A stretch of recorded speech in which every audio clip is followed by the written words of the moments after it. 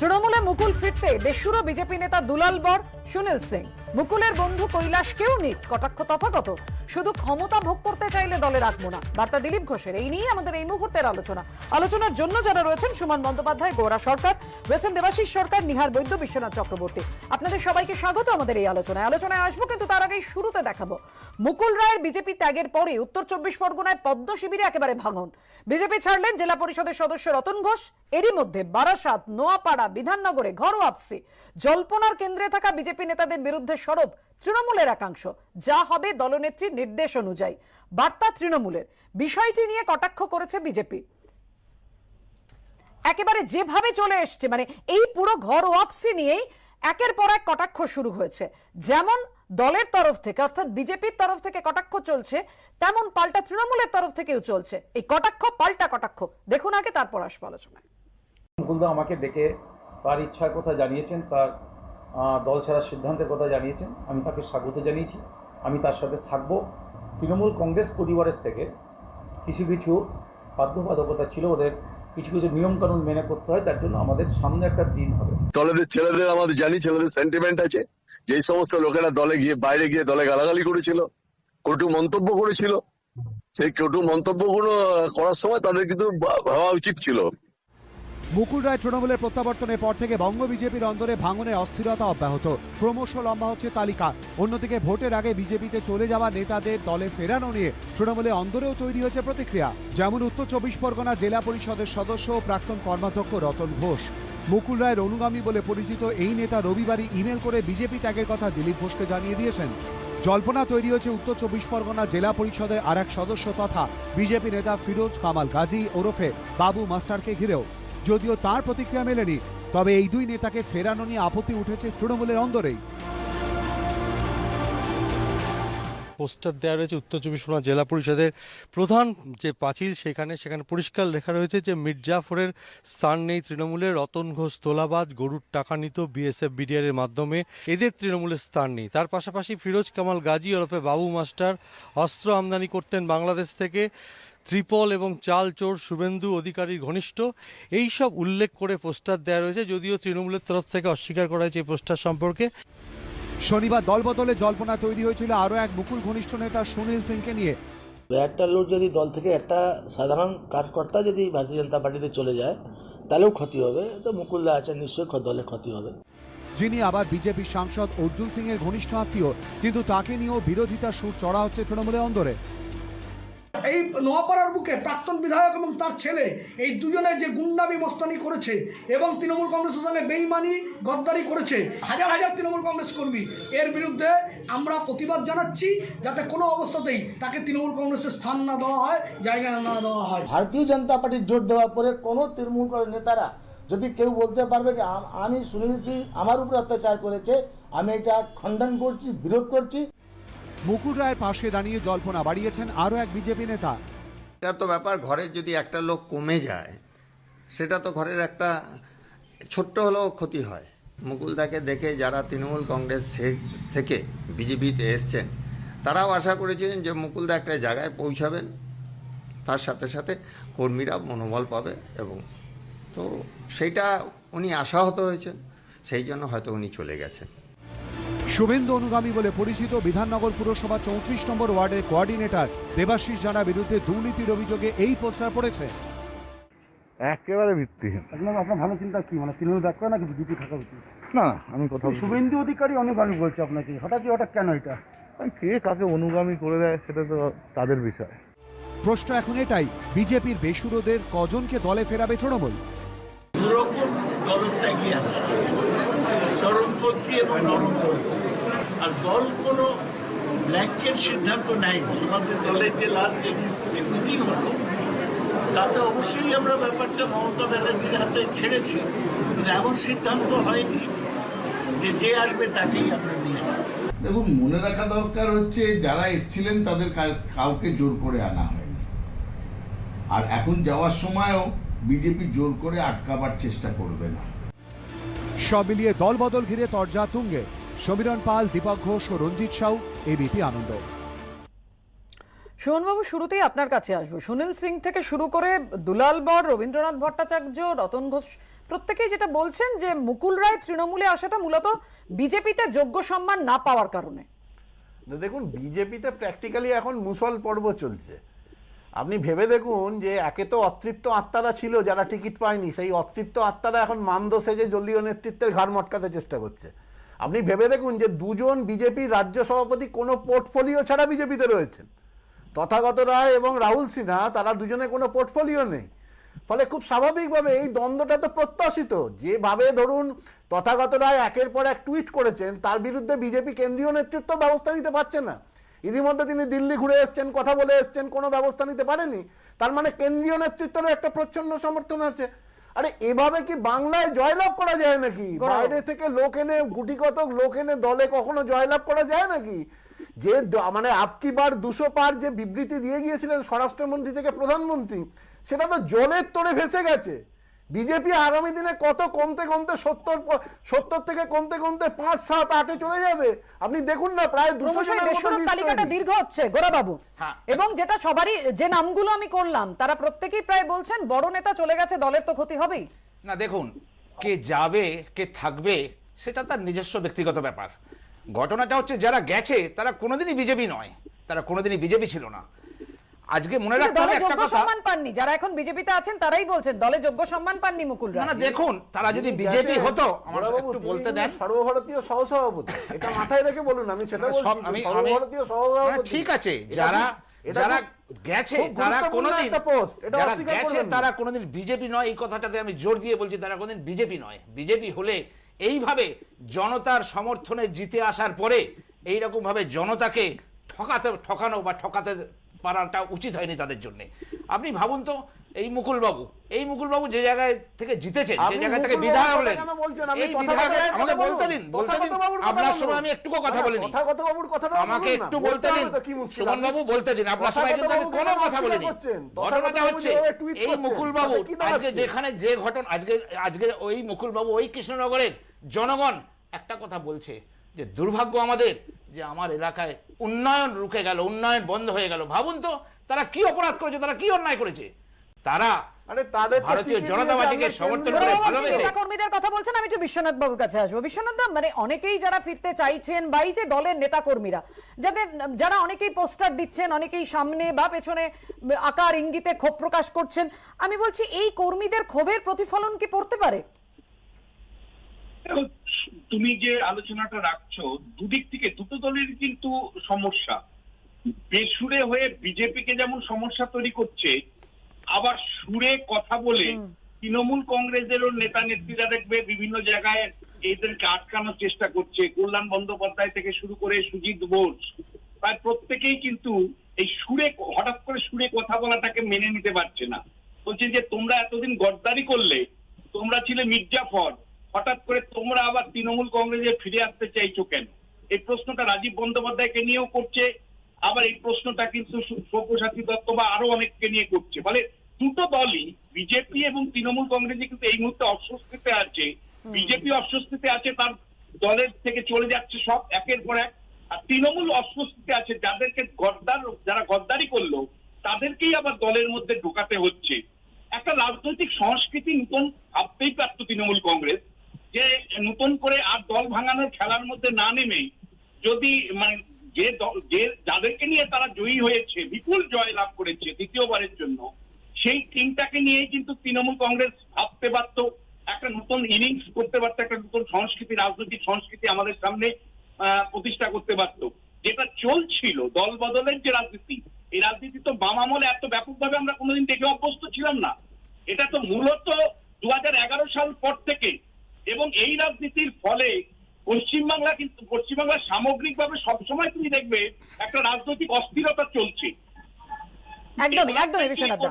এবং এই জায়গাটা, এই যে কর্মীদের ক্ষোভ বিক্ষোভ, যোগ্য সম্মান না পেয়ে বিজেপি ছেড়েছেন মুকুল রায়, দলের বিরুদ্ধে সুর চড়িয়ে এই অভিযোগই করেছেন মুকুল ঘনিষ্ঠ বিজেপি নেতা দুলাল বর। স্বার্থ সিদ্ধির জন্য বিজেপিতে এসেছিলেন, পাল্টা আক্রমণ বিজেপি বিধায়ক মিহির গোস্বামীর। আর এদিকে মুকুল রায়ের পর আর কারা ফিরতে পারেন তৃণমূলে, এই নিয়ে কিন্তু তুঙ্গে জল্পনা। দেখুন, বেসুরো বাড়ছে বিজেপিতে। একদা তৃণমূল ত্যাগী একের পর এক নেতার মুখে এখন মমতা স্তুতি। এরই মধ্যে বঙ্গ বিজেপিতে বড় ভাঙন ধরিয়ে তৃণমূলে ফিরেছেন বিজেপি বিধায়ক মুকুল রায়। এবার কি তার অনুগামীরাও পদ্ম ছেড়ে ঘাসফুলের বাগানে ফিরবেন? আপনার কোনো অনুগামীরা আপনার সাথে যোগাযোগ করছেন, তারাও কি দলে ফিরবেন তাই তো? তৃণমূলে প্রত্যাবর্তনের পরে মুকুল অনুগামী বলে পরিচিত বিজেপি নেতাদের একাংশ দলীয় লাইনের বিরুদ্ধে গিয়ে তার হয়ে ব্যাটিং করতে শুরু করেছেন। যেমন উত্তর 24 পরগনার বাগদার প্রাক্তন তৃণমূল বিধায়ক ও বঙ্গ বিজেপির তপশিলি মোর্চার রাজ্য সভাপতি দুলাল বর। কি করব না করব সেটা ভবিষ্যতই বলবে। তবে মুকুলদার প্রসঙ্গে এটুকুই বলতে পারি, উনি ঠিক নিজেকে খাপ খাওয়াতে পারছিলেন না। ওনার সম্মানেরও কোনো জায়গায় একটু ঘাটতি ছিল বলে উনি ওনার ব্যক্তিগত সিদ্ধান্তেই দলত্যাগ করেছেন।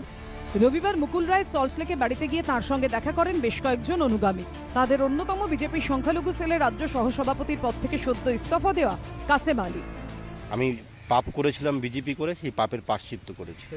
একদম সময়ের জন্য অপেক্ষা করতে হবে, দাদার সাথে আছি, থাকবো। আশা তো রাখছি যদি দল তৃণমূল আমাকে গ্রহণ করে নিশ্চিত রূপে করব।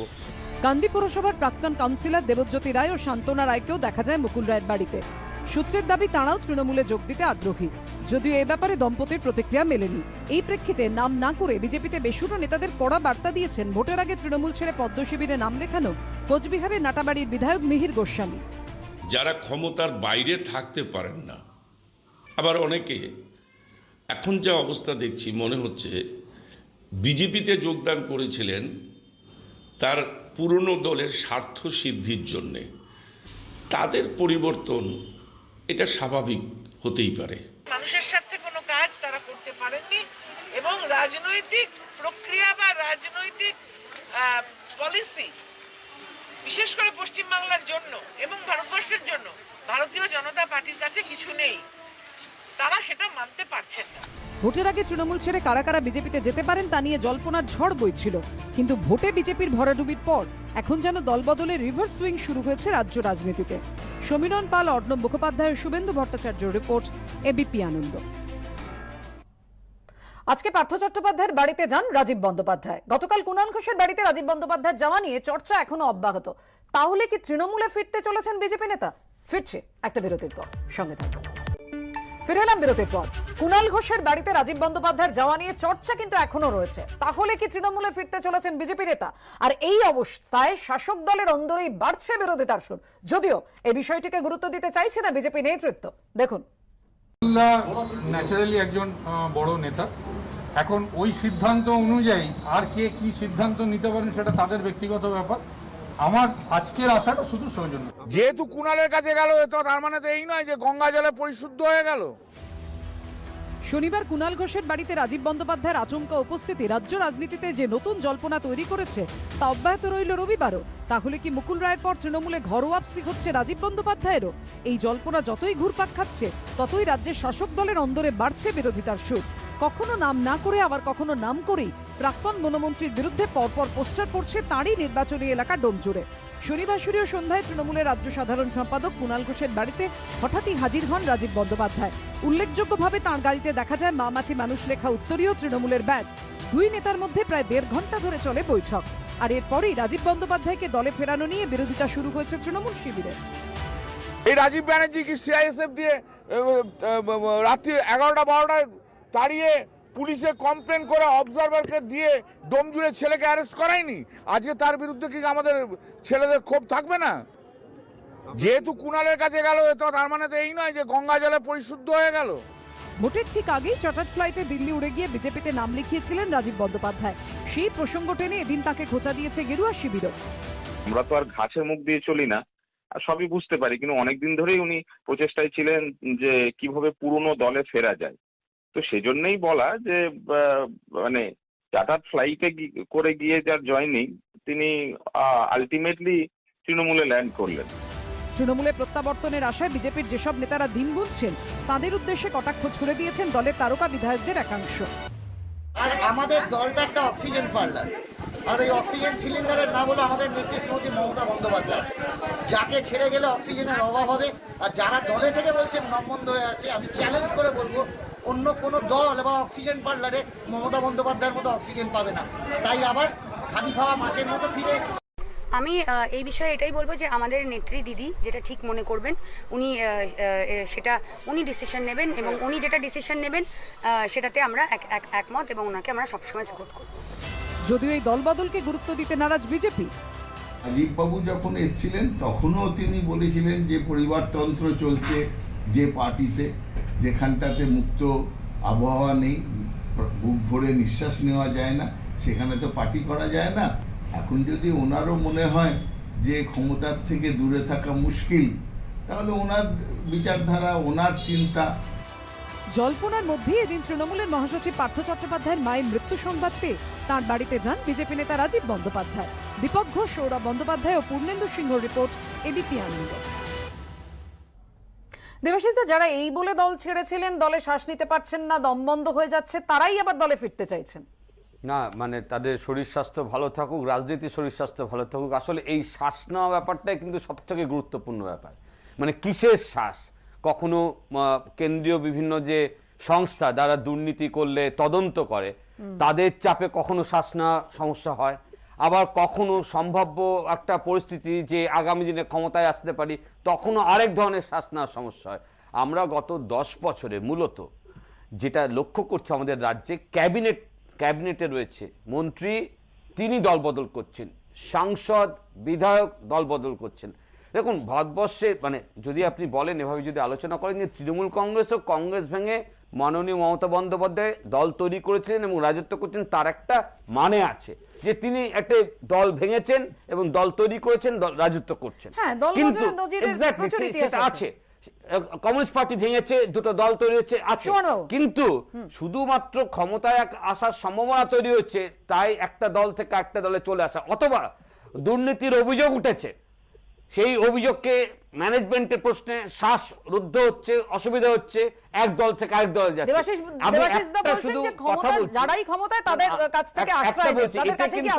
এতে কিন্তু আমরা সব খারাপ। সুমন একটা বাক্য বলছি, সুমন একটা কথা, সেটা হচ্ছে যে একটা কিন্তু জিনিস এত খারাপের মধ্যেও ভালো দিক আছে।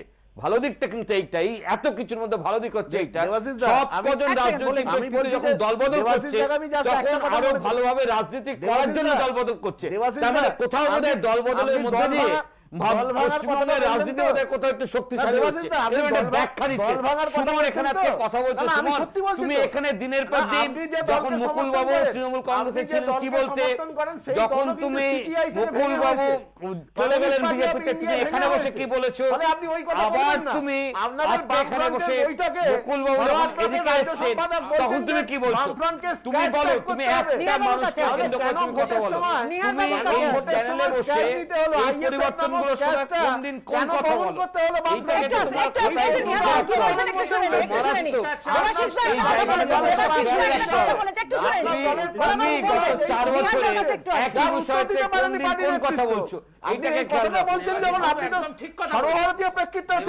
তুমি তো এখানে বসে থেকে মাননীয় শক্তিশালী সম্পর্কে তুমি এখানে কি বলেছো?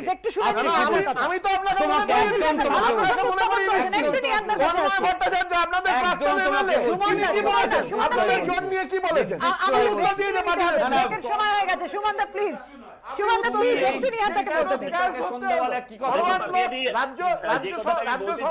সম্পাদক তিনি বলছেন সুমনদা প্লিজ একটু নিহারদা বলছেন শুনে নি, কারণ দেবাশিস একটা প্রসঙ্গের অবতারণা করলেন। এই প্রসঙ্গটা সত্যি যে যারা দলে ফিরতে চাইছেন কোথাও তো এই বিষয়টা থাকছে যে আমি শ্বাস নিতে পারছি না, দম বন্ধ হয়ে যাচ্ছে, কাজ করতে পারছি না, তাহলে তো কাজের জন্য এই কাজ করার তাগিদটা যেন সত্যি হয়। নিহারদা দেখুন, এই দল বদলের রাজনীতির মধ্যে দুটো জিনিস একদম কমন যেটা আমরা লক্ষ্য করতে পারছি।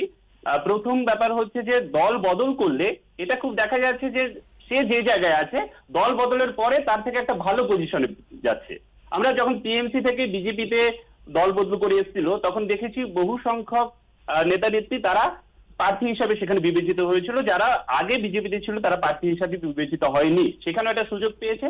আবার তারা মনে করে যদি আবার পুরোনো জায়গায় ফিরে যায় তুলনামূলক এখন যে জায়গায় আছে সেটার থেকে ভালো জায়গায় পাবে। এটা শুধু আজকের দিনে নয়, এটা ভারতের যে রাজনীতির ইতিহাসের মধ্যে এটা আমরা বারবার দেখেছি। 1997 সালে যখন কল্যাণ সিং এর সরকার হয় ইউপিতে, তখন দেখা গেছে যে কংগ্রেস বা বিএসপি থেকে যে সমস্ত ব্যক্তি তার সরকারের জয়েন করেছিল তারা পরবর্তীকালে মন্ত্রীতে পরিণত হয়েছিল। কিন্তু আমরা এরকম একাধিক উদাহরণ আছে। আমরা ফিরে আসবো আলোচনা, একটা বিরতি নেওয়ার সময় হয়েছে, দ্রুত ফিরছি, সঙ্গে থাকবেন।